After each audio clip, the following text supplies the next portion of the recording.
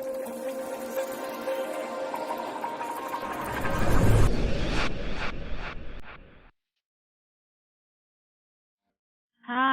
Welcome to YK kitchen. இன்னைக்கு நம்ம கிச்சன்ல ஸ்வீட் பூரி எப்படி பண்றதுங்கிறத பார்க்க போறோம். நீங்க கடையில தான் சாப்பிட்டுருப்பீங்க ஸ்வீட் பூரி.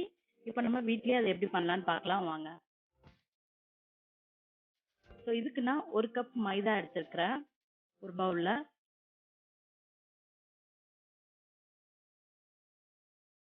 ஸோ இதுக்கு தேவையான அளவு சால்ட் ஆட் பண்ணிக்கலாம். இது கூடவே நான் ஆரஞ்சு கலர் ஃபுட் கலர் எடுத்திருக்கிறேன் 1/4 டீஸ்பூன். இதில் 2 டீஸ்பூன் வந்து இப்போ ரவா ஆட் பண்ணிக்கலாம்.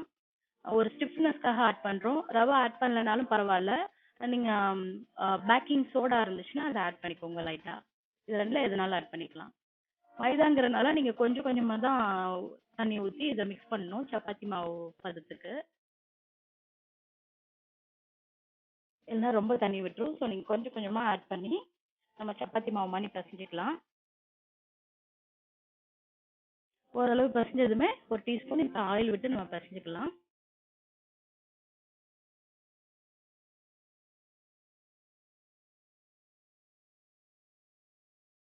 இப்போ நம்ம மாவு ரெடி ஆயிடுச்சு. இப்போ நான் ஒரு பவுல்ல வந்து 2 டீஸ்பூன் மைதா எடுத்துக்கிறேன். இது கூடவே கொஞ்சம் ஆயில் மிக்ஸ் பண்ணி ஒரு பேஸ்ட் மாதிரி ரெடி பண்ணி வச்சுக்கலாம். இந்த மாதிரி பேஸ்ட் மாதிரி ரெடி பண்ணி வச்சுக்கோங்க.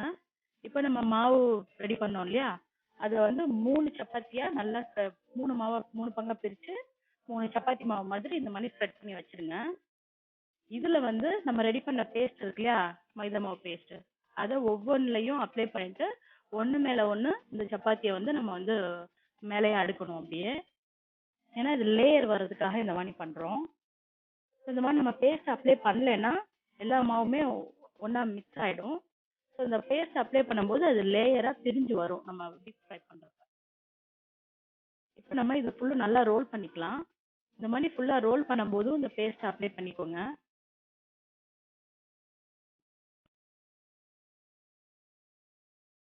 நல்லா இந்த மாதிரி ரோல் பண்ணிட்டு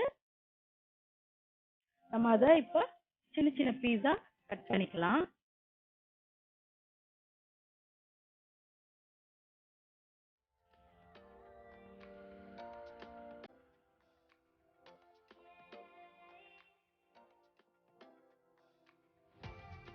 இப்போ நம்ம எல்லா பீஸும் கட் பண்ணியாச்சு. இப்போ நான் இங்க பாத்தீங்களா லேயர் நல்லா தெரியுது இல்லையா இப்பயே. ஸோ இதுக்கு தான் நான் வந்து நம்ம இந்த மாதிரி அப்ளை பண்ணோம்.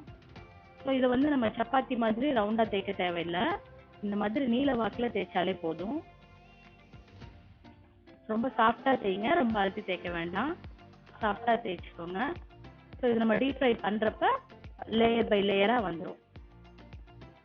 ஓகேங்களா. இதை நம்ம இப்படியேவும் ஃப்ரை பண்ணலாம். இதுல ஸ்டஃபிங்கும் பண்ணலாம்.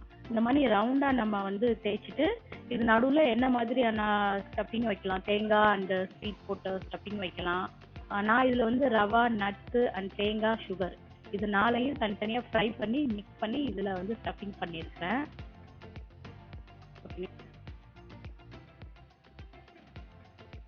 இந்த மாதிரி ஓரத்து எல்லாத்தையும் நம்ம வந்து நல்லா ஜாயின் பண்ணி விட்டு அதை இந்த மாதிரி கட் பண்ணி எடுத்துடலாம். எக்ஸஸ் மாதிரி எல்லா பீஸும் ஸ்டஃபிங்கும் சரி ஸ்டஃபிங் இல்லாததும் சரி நம்ம இந்த மாதிரி ரெடி பண்ணி வச்சுட்டு இப்போ நம்ம சுகர் சிரப் ரெடி பண்ணிக்கலாம். இதுக்கு 1 cup sugar and 1 cup water ஈவனா எடுத்துட்டு அதனால நம்ம பாயில் பண்ணி ரெடி பண்ணி வச்சுக்கலாம். இப்போ நம்ம ஒரு பேன்ல வந்து ஆயில் நல்லா ஹீட் ஆனதுக்கு அப்புறம் இது எல்லாத்தையும் நம்ம ஃப்ரை பண்ணி எடுத்துடலாம். இப்போ இந்த மாதிரி ஃப்ரை ஆனதுக்கு அப்புறம் நம்ம jeera syrup, sugar syrup ready பண்ணி வச்சிருக்கோம் இல்லையா, அதுல நல்லா டிப் பண்ணி எடுத்து வச்சிடலாம். சுகர் சிரப்பு ரொம்ப கம்பி பதெல்லாம் பார்க்க தேவையில்லை. ஒரு கம் நம்ம குலோப்ஜான் அந்த மாதிரி பண்ணுவோம் இல்லையா, ஓரளவு ஒரு கம்பி பதம் இருக்கும் இல்லையா, அந்த மாதிரி வந்தா போதும். அந்த ஸ்டிக்கி சொல்லுவோம் இல்லையா, அந்த அளவு வந்தா போதும். ஏன்னா ரொம்ப காய்ச்சணும்னா வந்து ஒயிட்டா அது ஆயிடும். அவ்வளவுதாங்க, நம்மளோட ஸ்வீட் பூரி இப்ப ரெடி ஆயிடுச்சு. இதை நீங்களும் உங்க வீட்டுல ட்ரை பண்ணி பாருங்க. டேஸ்ட் எப்படி இருக்குன்னு கமெண்ட் பாக்ஸ்ல சொல்லுங்க. இந்த மாதிரி ஈஸியா, டேஸ்டியா, ஹெல்த்தியா சமைக்க நம்ம வைகை கிச்சன் சேனலுக்கு சப்ஸ்கிரைப் பண்ணுங்க. மறக்காம பெல் ஐக்கானை கிளிக் பண்ணுங்க. உங்களை இதே மாதிரி ஒரு நல்ல ரெசிபியோட நெக்ஸ்ட் வீடியோல சந்திக்கிறேன். பாய்.